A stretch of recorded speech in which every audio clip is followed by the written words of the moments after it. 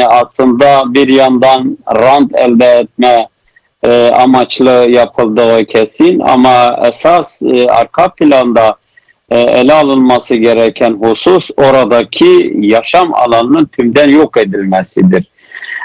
Tahrip edilmesidir, zayıflatılmasıdır. Oradaki insanların yaylalara çıkma imkanını ortadan kaldırmadır. Hayvancılığı ortadan kaldırmaya yöneliktir. İnsanları yoksullaştırma ve göçertmeye yönelik bir davranış olarak değerlendirilebilir. Yani resmen topluma karşı bir nevi savaş açılmış. Yani tabii biz yıllardır bunu çeşitli mecralarda dile getiriyoruz. Mesela siz de ifade ettiniz. Gabar'da petrol arama sebebiyle neredeyse el atmadıkları, kazmadıkları, bozmadıkları yer kalmadı. Orman kesimi keza öyle. Yani bir yandan petrol arayışı yaparken hem doğayı tahrip ettikleri gibi aynı zamanda ormanı da kesiyorlar.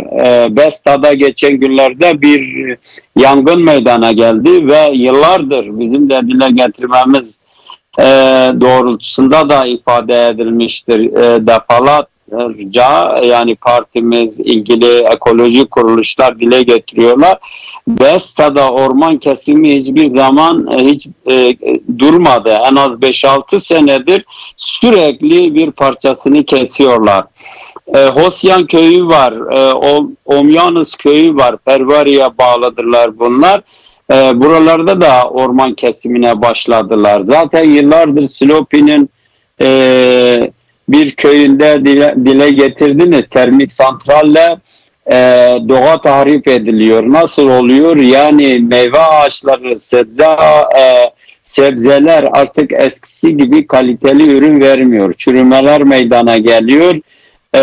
Sebzelerin randımanın düşmesine sebebiyet veriyor. Neredeyse bizim halkımız bu iki verimden yoksul duruma düştü. Judy'de sizin söylediğiniz gibi Silopi'den tutalım bütün o Judy Dağı'nın hem güney yamacında bulunan köylerde hem kuzey köylerde bir biçimiyle insanların köylerine gitmesini yasakladıkları gibi tamamen kömür ocaklarıyla Judy Dağı neredeyse delik deşik edildi. Barajlar konusuna gelirsek Cizre Kurtuluş Köyü'ne bir baraj yeniden kurmak istiyorlar. Siz ifade ettiniz 6 baraj daha önce vardı Uludere bölgesinde. Şenova, Havboryan bölgesine yeni bir baraj yapmak istiyorlar. Silopi'nin Şah ve Hevler'de yine bu iki köyde de baraj yapmak istiyorlar. Beyti Şebalb'ın bir meşhur kaplıcası var. Bu kaplıcaya yakın yeni bir baraj yapmak istiyorlar. Maden aramalar konusunda da adeta her tarafı arayış noktasına koymuşlar. Mesela Uludere'nin Uzun Geçit beldesinde Yeşilyuva Mahallesi'nin yaylasında Çinko, Bakır, Altın, Kurşun vesaire adı altında etraf yaylalar olarak tahrip ediliyor. İnsanların hayvancılık yapma hatta arıcılık yapma imkanı ortadan kaldırılıyor. Dolayısıyla biz bunu iyi niyete bağlama şansına sahip değiliz. Bir yandan toplumu buradan göçertme, öbür taraftan geride kalanları yoksullaştırma, üretim imkanlarından yoksul bırakma, havasını, suyunu bozma hedefi gütmektedir. Her şey ranta teslim ediliyor. Yani derler ya kapitalizmin dini imanı yoktur. Bu dinsiz ve imansız olma fikriyatını pratik hayatta Botan'da çok acı ve hüzün verici düzeyde uygulamaya koyuyorlar. Yani burada belki yapılması gereken şey hem merkezi düzeyde partimizin, kurumlarımızın, halkımızın sesini yükseltmesi ve barikat kurması. Zaten ben bugün Şırnak'taki vekilimizle de irtibat sağladım. Dediler ki biz artık sürekli bir eylem çizgisi geliştirmeye çalışacağız. Tabii önemli olan bunun kamuoyuna ve dünyaya duyurulması. ve mümkün mertebede halkımızın en aktif şekilde tepkilerini dile getirmesi ve bunun önüne geçirilmesidir. Yani hepimizin arzusu bu. O güzelim doğanın, o güzelim insanların yaşam koşulları tahrip edilmesin. Değerli Hasan Özgüneş, aslında hedef alınan, siz de dikkat çektiniz, Silopya'dan, Gabar, Cudiye, birçok köy ismi de saydınız. Buraların çoğunun, neredeyse tamamının aslında 90'lı yıllarda bir politika kapsamında boşaltılan köyler olduğunu da biliyoruz. Bugün bu saldırılarla siz hayvancılığın da hedef alındığını, aslında halkın temel yaşam kaynakları hedef alınıyor. Dolayısıyla Botan'da, Şırnak özelinde bir insansızlaştırma politikası da yok mudur? Ve bunu belki şu an devam eden süreci de göz önünde bulundurduğumuzda nereye koymak gerekiyor bu politikayı? Yani o kesin öyle. Size bir örnek vereyim. Bizim köyün Roboski suyu denilen bir suyu var. Evet. Yani siz söylediniz, 6 baraj oraya kurulmuş. Bizim köye de baraj kurdular. Ama 2008'den beri sulu tarlalarımız, ağaçlarımız, meyve ağaçlarımız, bağlarımız, köyün bütün o üretim zemini susuz bırakıldı. Yani düşünebiliyor musunuz? İnceler Köyü, Ziravik, yani Uludere'nin en merkezi, en aslında güzel köylerinden bir tanesiydi. Ama 2008'den beri susuz bırakılmış. Defalarca ben vekilken de müracaat ettim bakanlığa, valiliğe, bana yazı gönderdiler. Biz işte şu kadar kilometre ihaleye sokmuşuz, suyunu vereceğiz. Bugüne kadar hala vermiş değiller. Yani tahrip ettikleri gibi bir de köyü ve bizleri, hepimizi kandırıyorlar. Yani yapacağız, edeceğiz. 2008'den beri sulu köy susuz bırakılmış. Belki milyarlarca zarara sokuldu köy. Yani ağaçlar kurudu, bağ kurudu, meyve ağaçları kurudu. Şimdi sadece bizim köyde değil, her tarafta aynı muameleyi yapıyorlar. Amaç bu bölgenin insanlığı azaltmak, geri kalanını da yoksullaştırmak. Eskiden Irak ya da Güney Kürdistan Federe Bölgesi dediğimiz bölgeyle sınır irtibatı çok güçlüydü. Yani rahatlıkla gündüz gece geçilebiliyordu.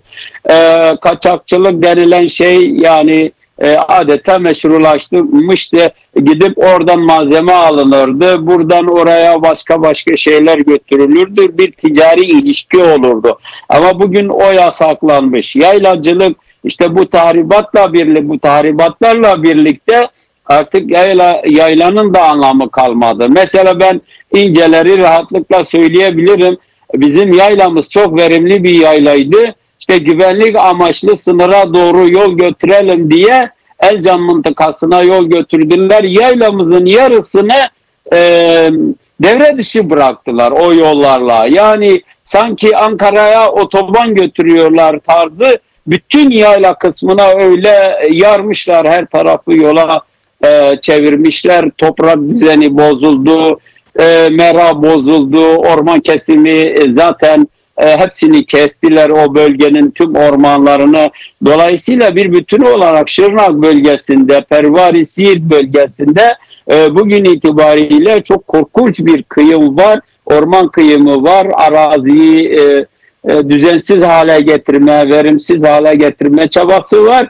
Bu düşmanca bir yaklaşım. Resmen Botan halkına, genelde Türkiye'nin batı kesimlerinde de rantın olduğu o alanlarda aslında bazı meczuplara yangın çıkartıp orada otel yaptıkları gibi burada ise hem rantını elde etmek istiyorlar, yani Kürdistan bölgesinde, hem de toplumun yaşam alanını tahrip ediyor. O açıdan çok ciddi bir örgütlü sürekli tepkinin geliştirilmesi lazım. Çünkü mevcut hükümet sağır ve dilsizdir. Çok aşırı tepkiler dile gelmezse, sürekli dile getirilmezse bunların gözünü diyelim ki para, mal, mülk, rant köreltmiş adeta, deyim yerindeyse. Değerli Hasan Özgüneş, siz bir örgütlü, kesintisiz bir tepkinin de olması gerektiğine işaret ettiniz. Tam da bu noktada Peki Şırnak'taki yapılara, siyasi parti, demokratik kitle örgütlerine, ki sadece sanırım bunlara da sorumluluk düşmüyor, Bakü'de Kürdistan, Türkiye'deki ilgili kurumlara nasıl bir görev düşer? Yani Türkiye'de ekoloji örgütleri var. Kürdistan'da da merkezi Diyarbakır'dadır. Evet. Ben arkadaşlarla da ilişkiye geçeceğim. Yani önümüzdeki günlerde gerçekten hem Botan halkını hem çevre illerimizden, hatta Türkiye'nin batısında kimi sembolik de olsa bu örgütlerin yöneticilerini oraya çekmek gerekir. Sürekli sosyal medyada bunu dillendirmek lazım. Aynı zamanda pratik hayatta eylem ve etkinlikler yapılması lazım. Mesela Besta'daki o orman yangınında ben vekilken 3 gün Şırnak'ın merkezinde oturma eylemi yaptım tek kişilik olarak. Ama tabii toplumla da beraber bir duyarlılık yaratmaya çalışmıştık. Ama bugün bu çok daha aciliyet ve önem arz etmektedir. Bizim bütün kurumlara çağrımız, batıdaki kurumlara, Kürdistan'daki kurumlara, siyasi partilere, sivil toplum örgütlerine çağrımız bu olmalıdır. Sahip çıkalım, oradaki halkın yaşam alanını tahrip edilmekten kurtaralım.